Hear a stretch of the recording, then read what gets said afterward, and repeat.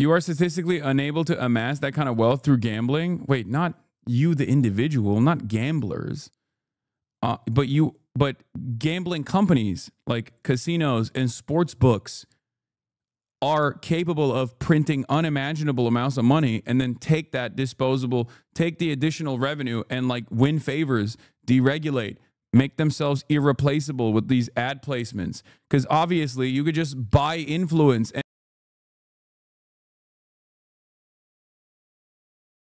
Anyway, we're blasting off. I don't know, I don't know what happens with this investigation because it's like the current FBI. Like ESPN having a gambling ad when talking about it. That's awesome and also unsurprising. It was something. This is one of my biggest. This has been one of my biggest fears. As you guys know, as someone who gambles personally, I've talked time and time again about how devastating the impact of like gambling is going to be on, you know, any society that allows it to manifest like this, because it's such a money printing operation that there is no way to get ahead of it. And I talked about this within the context of like the crypto casino stake, right? Crypto gambling casino stake went back when it was on Twitch before they got kicked off of Twitch. And then they went and they started their own platform called Kick. And have never let me live that down. And I regularly talked about how impactful like sports betting is in general as well. Even though there are levels to this, right? There's levels to how these things can work, but I just think that there's no safeguarding. There's no safeguards on this. It's too easy. It's too accessible. It's on your phone. I don't even know if there's any interest in actually, I don't even know if there's any interest in like actively regulating this stuff, because when you are that much of a financial powerhouse, when you're capable of basically when you're basically capable of purchasing any sort of deregulatory mechanism and capable of purchasing political power, capable of purchasing ad slots on the very same media that is supposed to be engaging in commentary. It's kind of over. It's like sports washing with Saudi Arabia, right? I have warned about this before where it's like, it doesn't matter what like Saudi Arabia has done. I think Saudi Arabia will ultimately be able to successfully change and launder their reputation through the act of sports washing because they have too much money. And you cannot overcome the intense ways that moneyed interests can win favors and win power and win influence. That's it. And if you even call it out, or if you try to maintain some level of moral consistency on this stuff, you're going to get punished. You're going to get yelled at. And then people will turn around and say, oh, you're yucking everybody else's yum. And that's it. And I have warned about my fears of sports betting already, and we're here. I think it's virtually impossible to overcome this. It was something that leagues stayed far away from. It was something that networks like ESPN would stay far away from. Those days are obviously long behind us. You hear a lot about legal sports gambling on this show. Look, the Bussin' Boys. Look, they're talking about a gambling ring that the FBI investigated on ESPN, and there is a literal ESPN new players bet $10, get $100 ticker ad on the bottom. Like, what are we doing? Obviously, sports gambling is a huge part of what you do, so we put those all out there as a preamble because it might be in the back of people's minds, and we acknowledge that this is a different time and place. However, there is a fine line, not so fine. There is. Did they erase the ad? Oh, my God. Oh, my God, brother. Just keep it on at that point, dude. Just keep it on at that point. It's over. This is you. This is you. This is what you do. This is what you're about. Okay? It's a bold line that obviously has to be drawn, but it was something that leagues stay.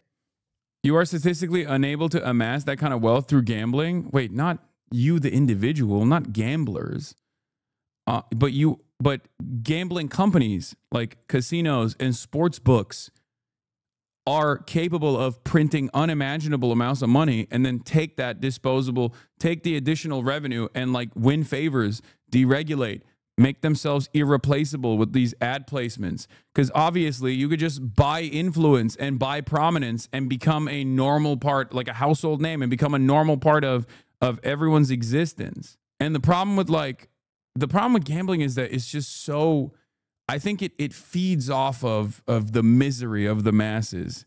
It feeds off of how desperate people are. It feeds off of capitalism, right?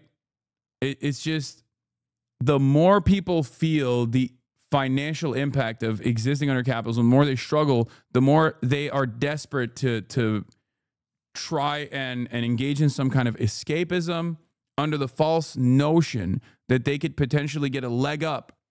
One day, if they're lucky enough, they'll be able to financially succeed. And it's really interesting because, like, obviously, even if that's the starting point, it is so, because, not because you will win money, but because the addiction actually comes from wanting to know whether or not you won or lost. Your dopamine spikes at the moment of revelation, not after. A lot of people don't know this about gambling. They think it's about like, oh, you get addicted because you win. No, the addiction comes from not knowing whether you won or lost. The anticipation is what you get addicted to. The rush that you get, it comes from the anticipation. So it's a really, really awful addiction. Do you still gamble? Yes. But it's one of those things that I'm not like, it's one of the few things, despite having an addictive personality, it's one of the few things that I'm not like super addicted to, weirdly enough. My college guy friends talk about it so casually. It's a huge part of their social lives. It always has been. And in America, I think it started off with the fantasy football stuff. That's the reason why it started off with fantasy football. Okay. And that's the reason why DraftKings was like an entry point into sports betting, basically becoming like a normal fixture. Yeah. Something innocuous for among friends for fun and for clout can turn into this behemoth that ends up dramatically altering people's lives and like ruining them. It's nuts. This isn't to say that we must abolish fantasy football. Like, I'm not saying that at all, but like, it should have never been allowed to get to this level. It should always be protected, safeguarded.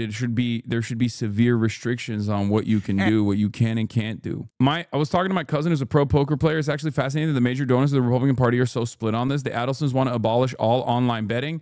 The crypto bros are doing everything they can to pass it. Yeah, the reason why the Adelsons want to abolish all online betting is because that ruins Vegas and that ruins like physical casinos. In some ways, I can't believe I'm saying this, but I would much rather require people to physically go to a casino where there are mechanisms of apprehension, where you ensure that there are limitations to who can and can't gamble and how easily they can and can't gamble. Meanwhile, all these books that are in your phone basically have made it so streamlined and so easy to do. I'm not one of those guys who gives a shit about like moral degeneracy. I don't care. I think vices are fine overall, as long as the government is doing everything it can to ensure that those vices are sectioned off and have significant limitations. Like, I'm not going to sit here and be like, abolish all gambling. Okay. It's just not going to happen. It's the same as like, abolition doesn't work in general. It's the same with like alcohol consumption. It's bad. Sure. It's poison. I understand it. But like, there's no reason to try and like abolish it altogether. It's just not going to work. You're just going to turn it into a black market franchise. And black market franchises are less regulated and can become more dangerous, ironically enough. I want more regulation, not less. I don't think we are ready for an entire generation that was basically born into this like easy betting on your phone normalcy. I don't think we know what that's going to look like?